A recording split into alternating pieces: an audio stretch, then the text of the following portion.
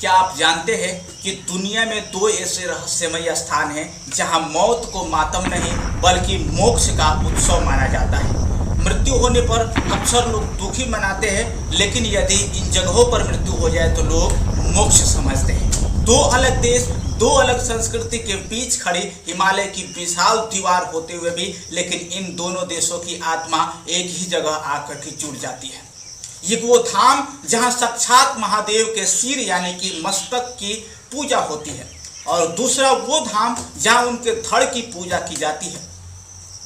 दिसंबर 2021 में भारत में एक ऐसा ऐतिहासिक कॉरिडोर बना जिसने पूरी दुनिया के पर्यटकों का रुख अपनी ओर मोड़ दिया। लोग एक बार उस जगह पर जाना ही जाना चाहते हैं, लेकिन बहुत कम लोग जानते हैं कि इस कॉरिडोर की सफलता की पूरी कहानी सरहद पार नेपाल के एक प्राचीन मंदिर से जुड़ी हुई है। आखिर कौन सा वो मंदिर है, उसके बारे में जानने का हम प्रयास करेंगे। आइए, आखिर क्या है इन दोनों महाधामों का वो गुप्त कूटनीति और आध्यात्मिक संबंध जिसे आज की पीढ़ी पूरी तरह भूल चुकी है। चलिए इतिहास के पन्नों को पलटते हैं कि इसमें हमें क्या क्या मिलता है, और वो जानकारी हम आपको भी बड़े विस्तार से देंगे, तो आप हमारे साथ बने रहिए। नमस्ते, मैं हूं प्रभाकर चौरसिया और आप देख रहे हैं आपका अपना चैनल संदेश टू प्रभाकर। दोस्तों, जब हम भारत और नेपाल के संबंधों की बात करते हैं तो अक्सर राजनीति, रोटी बेटी के रिश्ते या व्यापार की चर्चा होती है, लेकिन इन दोनों देशों के बीच एक ऐसा अदृश्य कूटनीतिक पुल है जिसे खुद महादेव ने तैयार किया है। देवों का देव महादेव की इस महानगरी देवस्थली नेपाल की बात करेंगे। हम अपने देवभूमि नेपाल की बात करते हैं। आधिकारिक सरकारी दस्तावेजों के अनुसार नवंबर 2014 में भारत और नेपाल सरकार के बीच एक ऐतिहासिक समझौता हुआ था। इसके तहत काठमांडू और वाराणसी के आधिकारिक तौर पर सिस्टर सिटीज यानी जुड़वा शहर घोषित किया गया। यह सिर्फ कागजों पर हुआ समझौता नहीं था। इसके तुरंत बाद दोनों धामों के सीधे जोड़ने के लिए पशुपतिनाथ एक्सप्रेस नाम की बस सेवा शुरू की गई। इस बस में जो भी तीर्थयात्री वाराणसी के दर्शन करके एक बार वो पशुपतिनाथ आना चाहते हैं तो इस एक्सप्रेस के जरिए आ सकते हैं डायरेक्ट, और नेपाल के लोग भी वहां पर जा सकते हैं वाराणसी में। लेकिन सोचने वाली बात यह है कि राजनीतिज्ञों ने इन दो शहरों को ही क्यों चुना? कुछ तो कारण रहा होगा। इसका जवाब छिपा है आज से लगभग 220 साल पुराने एक ऐसे अनसुलझे इतिहास में जिसका गवाह आज भी वाराणसी का एक घाट है। वो ऐतिहासिक सच क्या है, आइए जानते हैं। अगर आप कभी भी वाराणसी के ललिता घाट पर जाए तो आपको एक ऐसा मंदिर दिखेगा जिसे देखकर पल भर के लिए लगेगा कि आप वाराणसी में नहीं बल्कि काठमांडू के पशुपतिनाथ के परिसर में खड़ा है। आपको लगेगा कि आप नेपाल में आ चुके हैं, लेकिन वो भूमि भारत की है। लेकिन भारत की भूमि पर वाराणसी के अंदर में आपको पशुपतिनाथ का दर्शन होने का एक अवसर मिल सकता है। इसे स्थानीय लोग नेपाली मंदिर कहते हैं, लेकिन इसका आधिकारिक नाम है समराजेश्वर पशुपतिनाथ महादेव मंदिर।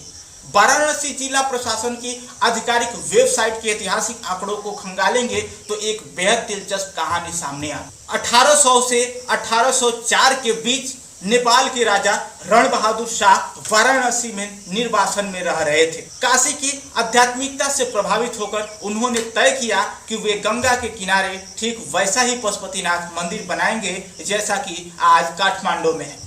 राजा रण बहादुर शाह के आकस्मिक निधन के बाद उनके पुत्र राजा राजेंद्र विक्रम शाह और महारानी राज्य लक्ष्मी ने इस सपने को पूरा किया। वर्ष 1841 में इसका निर्माण फिर शुरू हुआ और साल 1843 में यह अद्भुत मंदिर बनकर के पूर्ण रूप से तैयार हो चुका था। क्योंकि उस समय के राजा महाराजाओं को एक बात दिखानी होगी कि हमारी जो पैगोडा शैली की मंदिर बनती है वो कहीं ना कहीं एक नेपाल की पहचान से जुड़ी हुई है, और इस पशुपतिनाथ की मंदिर को हम यहाँ बनाते हैं तो नेपाल से लोग जुड़ेंगे और नेपाल की भूमि पर आएंगे। इस मंदिर को बनाने के लिए विशेष टेराकोटा और कीमती लकड़ी नेपाल से ही वाराणसी लाई गई थी और इसे नेपाली कारीगरों ने ही तराशा था। लेकिन इस कहानी का सबसे चौंकाने वाला तथ्य जानते हैं क्या है? यदि मंदिर भारत की भौगोलिक सीमा के भीतर है, लेकिन आज भी इस मंदिर का पूरा मालिकाना हक प्रबंध और नियंत्रण नेपाल सरकार के गुटी संस्थान के पास है, क्योंकि ये नेपाल के राजा ने बनवाए थे, तो इसलिए पूरा अधिकार अभी नेपाल सरकार का ही रहता है। यह दुनिया के इतिहास में दो संप्रभु देशों के बीच सांस्कृतिक और प्रशासनिक तालमेल का सबसे अनोखा उदाहरण है। लेकिन बात सिर्फ इतिहास की नहीं है। पिछले 4 सालों में इन दोनों मंदिरों के बीच एक आर्थिक और पर्यटन के ऐसे आंकड़े सामने आए हैं जिसने पूरी दुनिया के अर्थशास्त्रियों को हैरान कर दिया है कि आखिर कितने पर्यटक आते हैं यहाँ पर, और नेपाल और भारत की जीडीपी में कितना बढ़ावा एक छलांग दिखने को मिलता है, लोगों को कितना रोजगारी का अवसर मिलता है। एक ऐसा डाटा जो यह साबित करता है कि महादेव का एक धाम दूसरे धाम की अर्थव्यवस्था को कैसे चला रहा है। चलिए उस डेटा का विश्लेषण करते हैं। दोस्तों, अब बात करते हैं उस डेटा की जो आपको किसी सामान्य किताब में नहीं मिलेगा। दिसंबर 2021 में जब भारत के प्रधानमंत्री ने काशी विश्वनाथ धाम कॉरिडोर का उद्घाटन किया तो किसी ने नहीं सोचा था कि इसके आंकड़े इस ऊंचाई पर पहुंच जाएंगे। उत्तर प्रदेश के जो पर्यटन विभाग है और मंदिर न्यास की आधिकारिक रिपोर्ट के मुताबिक हम देखें तो कॉरिडोर बनने के बाद पिछले 4 सालों में 26 करोड़ से अधिक श्रद्धालुओं ने काशी विश्वनाथ के दर्शन किए हैं। बताइए, 26 करोड़, 4 वर्षों में 26 करोड़ जनता कितना ज्यादा होता है। और जो 26 करोड़ जनता काशी विश्वनाथ का दर्शन करते हैं, वो यदि पशुपतिनाथ के दर्शन के लिए अपने जीवन में एक बार भी आए तो नेपाल में रोजगारी की समस्या नहीं रहेगी। नेपाल की पहचान को और भी वैश्विकता मिलेगा। आज हम केवल पिछले 2 सालों का विश्लेषण करें तो वर्ष 2024 में 6 करोड़ 23 लाख लोग आए और वर्ष 2025 में यह संख्या बढ़कर 6 करोड़ 66 लाख को पार कर गई। समानांतर रूप से वाराणसी आने वाले विदेशी पर्यटकों की संख्या में 3 सालों में 120 गुना की भारी वृद्धि हुई है। तो इतने पर्यटक दिन प्रतिदिन बढ़ते जा रहे हैं, तो ये महादेव की कृपा है और ये महादेव की पुण्य भूमि पर आने वाले श्रद्धालुओं की ये आस्था और प्रेम का एक बहुत बड़ा उदाहरण। हम बात करते हैं कि साल 2021 में जहां सिर्फ 2,500 विदेशी आए थे, वहीं साल 2024 में यह आंकड़ा 3,09,000 को पार कर गया। भाइयों और बहनों, जरा ठहरिए और सोचिए, यह सिर्फ 9 वर्ष या आंकड़े नहीं, यह हमारी आस्था की वो शक्ति है जो सरहदों को मिटा देती है। जब काशी में इतनी बड़ी संख्या में श्रद्धालु आते हैं तो उनमें से एक बहुत बड़ा वर्ग, विशेषकर दक्षिण भारत के हमारे तीर्थयात्री मानते हैं कि काशी की यात्रा तब तक अधूरी है जब तक पशुपतिनाथ के दर्शन न कर लिए जाए। हमारी इस साझी संस्कृति और अमूल्य जानकारी को दुनिया के सामने लाना क्या हमारा कर्तव्य नहीं बनता है? क्या हम अपने देश की संस्कृति से प्रेम नहीं करते हैं? क्या हम अपने मातृभूमि को प्रेम नहीं करते हैं? क्या हम अपने इस मिट्टी की पहचान को पूरी दुनिया तक पहुंचाना नहीं चाहते हैं? यदि पहचाना चाहते हैं, यदि हम दुनिया तो इसको लेकर के जाना चाहते हैं, अगर आपको लगता है कि भारत और नेपाल का यह रिश्ता राजनीति से कहीं ऊपर है तो इस वीडियो को अब भी एक लाइक जरूर कर दीजिए और इसे अपने परिवार और कम से कम 5 दोस्तों या ग्रुप्स में शेयर जरूर कीजिए, क्योंकि यह जानकारी सिर्फ एक वीडियो नहीं है, यह दोनों देशों के नागरिकों के स्वाभिमान और गौरव की बात है। इससे हर एक मोबाइल तक पहुंचना जरूरी है और यह आपकी जिम्मेदारी भी बनता है कि आप अपनी पहचान को पूरी दुनिया तक दिखाएंगे, बताएंगे। अब आगे बढ़ते हैं सिक्के के दूसरे पहलू की तरफ। अगर काशी विश्वनाथ में करोड़ों की भीड़ आ रही है तो इसका सीधा असर नेपाल के पशुपतिनाथ और वहां की राष्ट्रीय अर्थव्यवस्था पर क्या पड़ रहा है, इसे भी हमें देखना होगा। चलिए आइए देखते हैं कि इसके में कहां तक की एक अनुमान लगाई जा सकती है। नेपाल पर्यटन बोर्ड का नवीनतम डेटा क्या कहती है, चलिए इसे डिकोड करते हैं। आइए अब नेपाल सरकार के आधिकारिक आंकड़ों पर नजर डालते हैं। नेपाल पर्यटन बोर्ड द्वारा जारी जनवरी 2026 की नवीनतम रिपोर्ट के अनुसार वर्ष 2025 में नेपाल में कुल 11,58,000 से अधिक अंतर्राष्ट्रीय पर्यटक हवाई मार्ग से पहुंचे। यानी कि ये सिर्फ हवाई मार्ग से आने वाले लोग हैं, यानी कि जो लोग बस से या फिर पैदल आते हैं उन लोगों की गिनती तो अभी हुई ही नहीं है। और आपको जानकर गर्व होगा कि इस पूरे आंकड़े में सबसे बड़ा हिस्सा यानी 2,92,000 से अधिक पर्यटक अकेले भारत से थे, जो कुल संख्या का लगभग 25.2% है। हमारे भारत के लोग नेपाल में आते हैं, इसमें कोई दो मत की बात नहीं है, क्योंकि उन लोगों को भी ये अपनापन महसूस होता है नेपाल में आकर के। नेपाल में आकर के वो मज़ा से रहते हैं, वो यहाँ पर आकर के तीर्थालु बन करके यहाँ पर दर्शन करके जाते हैं, इसलिए उन लोगों के साथ में भी कोई भेदभाव नहीं होना चाहिए, उन लोगों की सुख सुविधा भी मिलाई जानी चाहिए। नेपाल के संस्कृति, पर्यटन तथा नागरिक उड्डयन मंत्रालय के सर्वे बताते हैं कि धार्मिक उद्देश्य से नेपाल आने वाले कुल पर्यटकों में से 85% से अधिक लोग सीधे पशुपतिनाथ मंदिर के दर्शन करने जाते हैं। और यह तो सिर्फ हवाई मार्ग का डेटा है। भारत और नेपाल के बीच जो खुली सीमा है, जहां से हर दिन हजारों श्रद्धालु गाड़ियों और बसों के माध्यम से सीधे पशुपतिनाथ पहुंचते हैं, उसका तो कोई सटीक डिजिटल डेटाबेस ही उपलब्ध नहीं है।